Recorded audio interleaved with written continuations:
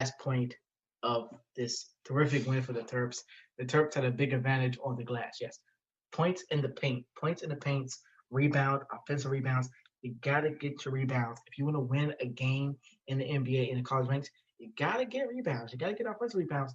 You gotta pick the ball off the glass. Paint points and points off turnovers are so great in the college and NBA ranks. It's just ridiculous. So Maryland had just a +3 differential against Old Dominion Wednesday, but our rebounded AB 33-18. The effort on the boards were also spread out with more so Dante Scott and Jarius Hamilton each pulling in 5 boards. So yeah, this Maryland's Terrapin team is the real deal. They're 2-0 right now. I mean, their streak could come to an end, but I don't see it happening for a while. So here's what I'm gonna do. I'm gonna take a quick break, and when I get back, I want to talk about what we saw from the Washington Dallas game on Thanksgiving, and I've also got some breaking news on our friend John Wall from the Wizards. So you've been listening to the College Sports Report here on E Radio WMCR. I will be back in just a quick second. Back to the College Sports Report here on E Radio WMCR.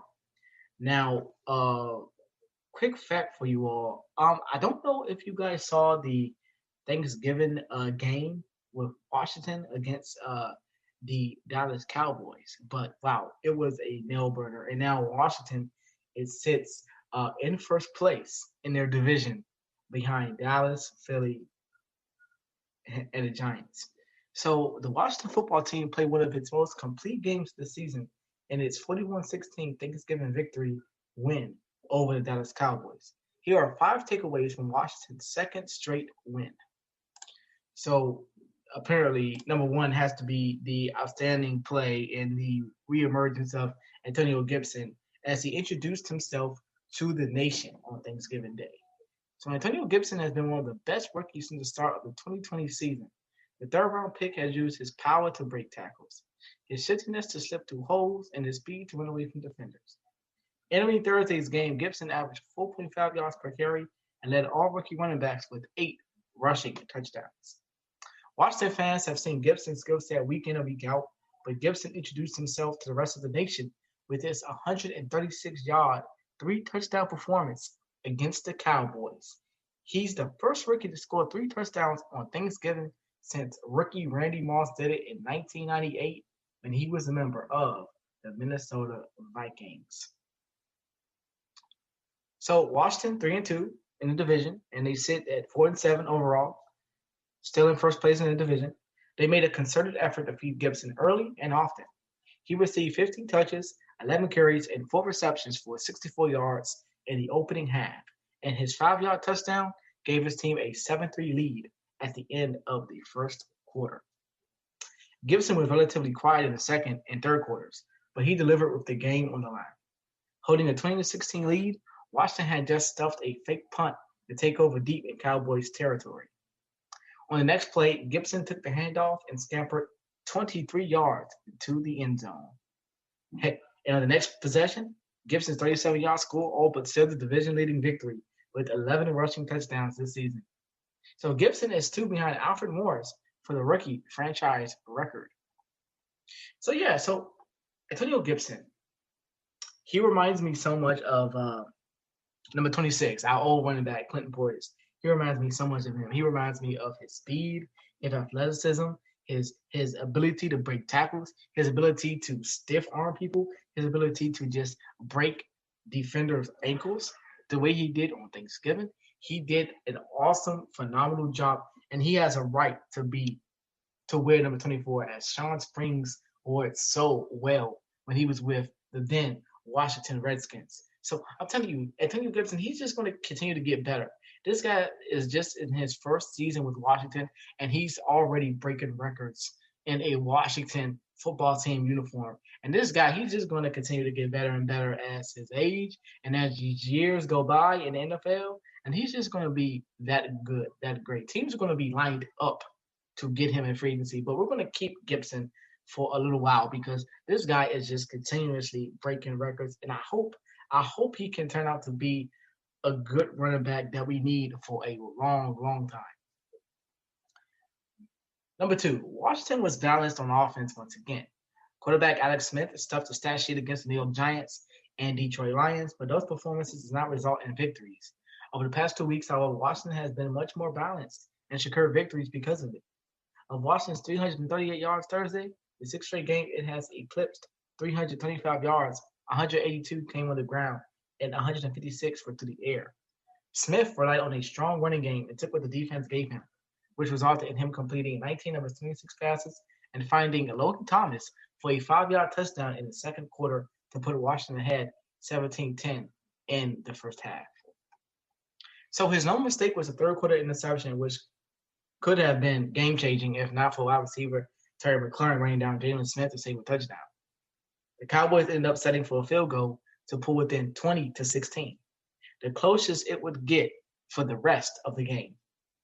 So Smith is now 8-4 in games he started and finished for Washington, going back to 2015. He is 10-0 when he throws for fewer than 200 yards and completes at least 65% of his passes. So, yeah, Alex Smith, he's one of those good, wholesome comeback stories because, when he went down in 2018 against the Texans, I felt so horrible. I felt so bad for the guy. I was like, oh, my gosh. And here this guy had 18 knee surgeries. Could have died on the operating table, but he didn't. He had 18 knee surgeries. His wife is, wow, oh my gosh. She is a warrior. To have her husband deal with 18, she's a warrior because her husband dealt with 18 knee surgeries. His kids are like, Dad, you're our hero for, having 18 knee surgeries. And Alex Smith, he is a comeback story that every person should hear about his story. I saw the documentary on ESPN this past summer about Alex Smith and his recovery timeline and how they said, he might not ever, play football again. Remember, this was the same injury that Joe Theismann suffered when Lawrence Taylor broke his leg years ago. They were then to watch the Redskins back then, but it was still the same gruesome injury that Joe Theismann had suffered in the hands of Lawrence Taylor. Alex Smith suffered the same in the hands of J.J. Watt from the Houston Texans. And you think about so many quarterbacks that have went down with injuries this year. You look at Joe Burrow last year against Washington. You look at Joe Burrow last week against us, against the Washington football team.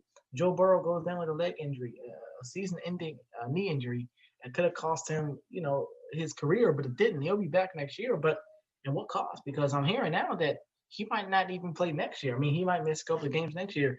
And then you hear about Dak Prescott going down against the Giants in Week 5 of this season. So, there's a lot of quarterbacks that have gone down this season, and you gotta tell yourself, you're Alex Smith.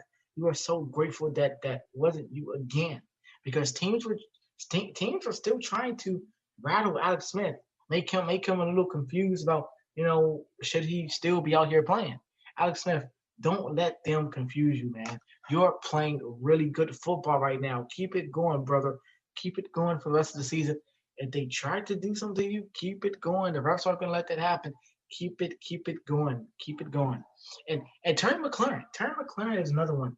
That game-saving tackle, which the Dallas Cowboys could have tied the game against us, he did a good job, man. Terry McLaurin is a captain for a reason, right along with Alex Smith. These guys are really good captains. And Terry McLaurin, he's going to be another great wide receiver in this division. He's in his second season, but he's already blossoming, flourishing into one of those wide receivers. Like, I just talked about Randy Moss in '98 on Thanksgiving when he was with the Vikings. He's going to flourish into that top 5 wide receiver core of Randy Moss and all those, those high profile wide receivers that have played before him. He's going to be really good. And number 3, everything he works on, he excels at. So that's what head coach Rivera said about McLaurin following the Cleveland Browns game, September 28th. And it is especially relevant for McLaurin's performance on Thanksgiving. So offensively, McLaurin was as good as he's been all season, with 7 catches for 92 yards. No other Washington player had more than 21. He is now the NFL's leading receiver with 963 yards and has at least 74 yards in the past 6 games. But perhaps the biggest player of the game had to do with McLaurin's receiving ability. On 3rd and 10 from midfield, Smith delivered a pass to what he thought was a wide open McLaurin, Instead, the ball landed in the hands of Jalen Smith, who saw a lot of open field between him and the end zone. What he did not realize was McLaurin was gaining ground behind him. Yeah, Terry McLaurin, when Jalen Smith looked back, Terry McLaurin was already gaining ground. He was already, you know, took him down for the tackle anyway. So whether he looked behind him or not, he still would have been going down for the tackle. So McLaurin's improbable shoestring tackle not only saved the game tying touchdown, but it inspired the defense to get stopped inside the 5 yard line. And despite giving up a short field goal, Washington maintained some of the momentum it built throughout the third quarter. That carried to the other side of the ball as the offensive scored the final 21 points of a runaway victory against the Cowboys on Thanksgiving. And number 4, the defense came up big when necessary. Exactly. The defense, what I can say about our defense this year, it's been good at times and it's been great at times and it's been bad at times. Ricky Chase Young is having a great year. Jonathan Allen is having a great year.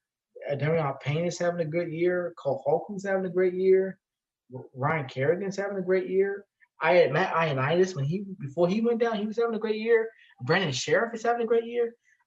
Kendall Fuller, Cameron Curl is having a great year. Ronald Darby's having a great year. DeShazer Everett, all of our safeties and DBs are having a great year for us. And I can't wait to see if we do make the playoffs, how it materializes from there. Because it's going to materialize. It's going to get better. Our defense will get better. Our defense will get stronger as the seasons and as the years go by.